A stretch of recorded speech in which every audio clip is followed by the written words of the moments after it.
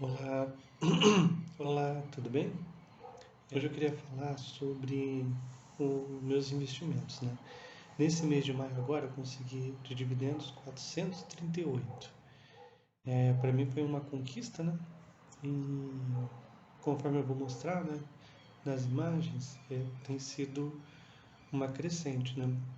Nem sempre em linha reta, às vezes tem um rendimento um pouquinho maior, depois um pouquinho menor, mas ao longo do tempo, né? Graças a Deus está crescendo. E uma das coisas que eu achei legal de compartilhar é uma das coisas que me perguntam, às vezes, quando eu falo do meu rendimento, é quanto eu tenho investido. Em relação ao investido, é interessante isso. Vou até colocar também no gráfico, porque investido, quanto que eu tenho investido, é um valor, o quanto eu investi. E o que eu tenho em resgate seria outro. Essa diferença é principalmente pela valorização e pelos dividendos. Então, somando os dividendos, tem um valor que eu até vou colocar ali. E em valorização, tem mais um valor. Então, comprando bons ativos, você tem essa chance de você ganhar nessas duas pontas, né? Tanto na valorização quanto no dividendos.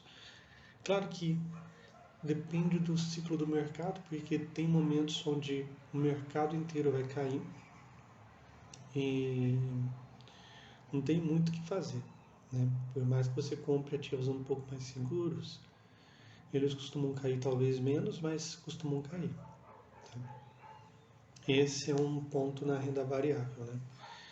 Como o próprio nome diz, ela tem essa variação.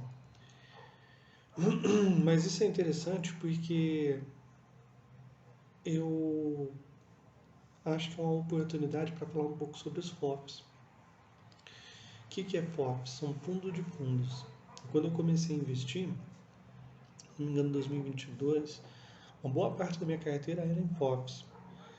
Na época eu tinha visto uma live do Marcelo Fair indicando, né, falando que ele achava que era vários FOFs estavam com um desconto elevado e eu coloquei vários deles na carteira. Analisar FOF eu achei diferente, porque eu gosto de analisar o quanto ele está te entregando de rentabilidade ao ano, né? Ou durante o tempo. Porque não é só os dividendos que ele vai te entregar, é uma valorização em relação às cotas dos fundos que eles estão comprando. E isso eu acho bem interessante. Outra coisa que eu gosto dos FOFs, principalmente para quem é iniciante, é que eu sinto que você corre menos risco, dependendo do FOF, porque vai ser uma cesta de fundos que eles vão ter lá. Sem contar que o relatório gerencial, geralmente, é muito bom, porque ele não vai falar só de um setor específico. Geralmente eles falam de vários. Eles falam o que subiu, o que não subiu, ou o que caiu. Então, eu acho que para iniciante é uma ótima estratégia começar pelos FOFs e lendo os relatórios gerenciais deles. Eu acho que já dá um panorama legal. Vou comentar sobre alguns e sobre como que eu faço para, hoje em dia, para analisar um FOF. Eu tive bastante dificuldade, mas eu vou mostrar um pedaço de um vídeo do Finclass, do canal, que fala um pouco sobre a análise de FOFs. Patrimônio do fundo. Para começar, a gente precisa entender qual é a composição do patrimônio de um FOF. Então, no nosso exemplo, a gente vai trabalhar com o fundo de fundos, o FOF, né?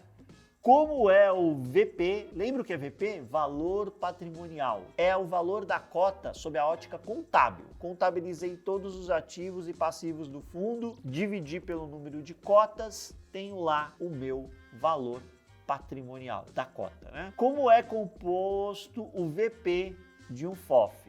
Né? Então lembre-se, o FOF ele investe no FII A, no FII B, no FII Z e assim por diante. O VP deste FOF nada mais é do que o valor de mercado de cada um desses fundos ponderado pela participação que ele tem. Então, se o fundo A, por exemplo, pesa mais, a variação da cota de mercado deste fundo vai ter mais impacto no valor patrimonial do FOF do que a variação de preço do fundo Z, por exemplo, dado que ele pesa menos. O sobe e desce das cotas no mercado secundário dos FIIs investidos é que vão afetar o valor patrimonial do FOF. Então, olha só, o valor de mercado do FOF é o sobe e desce de acordo com compra e venda das pessoas, dos investidores em relação àquela cota. O valor patrimonial reflete o que está acontecendo com a cota dos FIIs investidos. É diferente. Tá bom? Agora você já se lembrou de como a gente obtém o valor patrimonial de um FOF. O que eu quero dizer para você é o seguinte: quando você olha lá, período 1, valor de mercado X, período 2, valor de mercado Y. Quando você faz essa variação, você tem o retorno do teu investimento, né? Você comprou aqui, comprou e vendeu aqui. Você tem o retorno do teu investimento. Fora isso, lembre-se, neste meio tempo, o que aconteceu? O FOF foi te pagando dividendo, não esqueça disso. Eu vejo algumas pessoas às vezes reclamam do retorno de um determinado fundo imobiliário. Ah, mas eu comprei a cota a 100, tô vendendo ela agora a 110, me rendeu só 10%. Eu fiquei 2 anos com a cota. Só que nesses 2 anos ele te pagou quanto de dividendos? Ah, ele me pagou quase R$30 em dividendos. Ah, então seu retorno na verdade foi de R$40 em 2 anos, né? 10 de variação de capital e 30 de dividendo. E você achando que era só 10. Então a gente tem que considerar o dividendo na conta. Mas quando eu olho só a variação de mercado, eu não estou analisando o trabalho do gestor. O trabalho do gestor é refletido na cota patrimonial. Então, o que eu quero comparar? O valor patrimonial neste período X, mais todos os dividendos que eu fui recebendo, com o valor final, valor patrimonial final. O que eu quero dizer? Quando você comprou a cota, o gestor tinha esse valor patrimonial. Então ele estava trabalhando com esse recurso. Com este recurso, o que ele gerou para você? Ele gerou estes dividendos e no final te entregou este valor patrimonial. Se o mercado está reconhecendo isto ou não, são outros 500. O que eu estou te mostrando aqui é como a gente avalia o trabalho do gestor no período. Não é quanto você ganhou ou perdeu de dinheiro, é como a gente avalia o trabalho do gestor. Maravilha, Ricardo, entendi. Então, se eu comprei a cota aqui e neste período o patrimonial estava 90, eu recebi 27 em dividendos e estou saindo agora num patrimonial de, por exemplo, 85, quando eu olho só patrimonial, parece que o gestor queimou dinheiro. Mas, na verdade, agora ele tem 85, mas ele já me gerou 27. Né? Então, a gente tem mais dinheiro, na verdade, do que tinha no período inicial. E é o que a gente espera de fundo imobiliário, né? A gente espera que ele vá crescendo ao longo do tempo. Na teoria, tudo é bonito. Vamos dar uma olhada na prática? Para o conteúdo de hoje, eu separei uma lista de fundos imobiliários do segmento FOF, peguei o valor patrimonial dele lá numa data, no final de 2020, todos os dividendos que eles geraram neste período e dei uma olhada no valor patrimonial no final de 2023. E aí eu calculei qual foi o retorno sobre o patrimônio que o gestor gerou. Vem comigo que eu vou te mostrar na planilha. Agora sim, planilhinha aqui na tela. Então vamos lá. Primeiro, eu vou te ensinar como eu construir essa planilha. É uma planilha relativamente simples.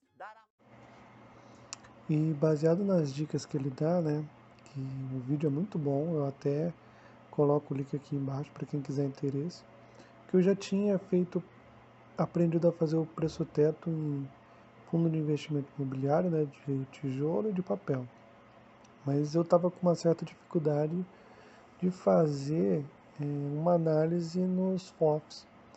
E aí, fazendo isso, eu fiz em alguns, eu não fiz todos, porque eu não tive tempo.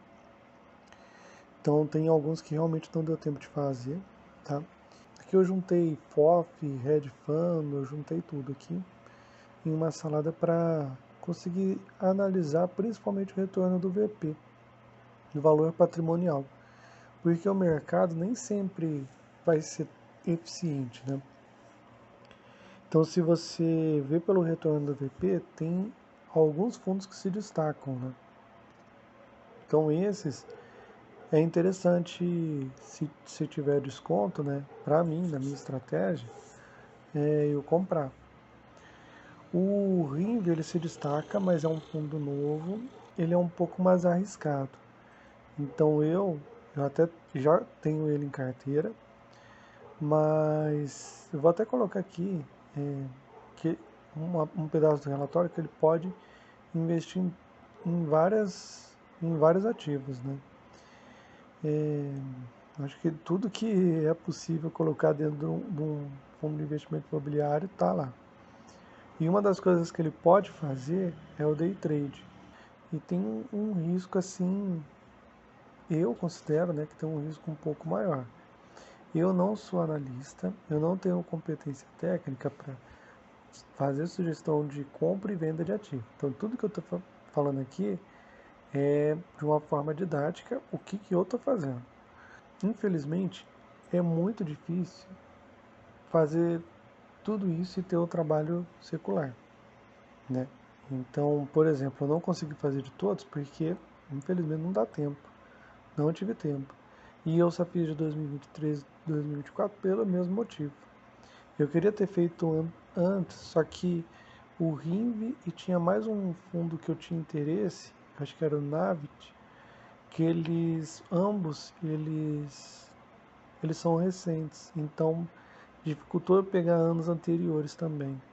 Então eu falei, vou fazer de 2023 para 2024 e já tenho pelo menos um comparativo. Se os fundos eles estão conseguindo performar bem em relação ao VP, né, no valor patrimonial ou não. E tem alguns fundos que realmente estão muito bem, né? Bom, acho que é isso. É mais para só mostrar como que eu tenho feito, né, para fazer algumas análises. Se tiver algum erro que vocês perceberem, sou todo ouvidos, tá?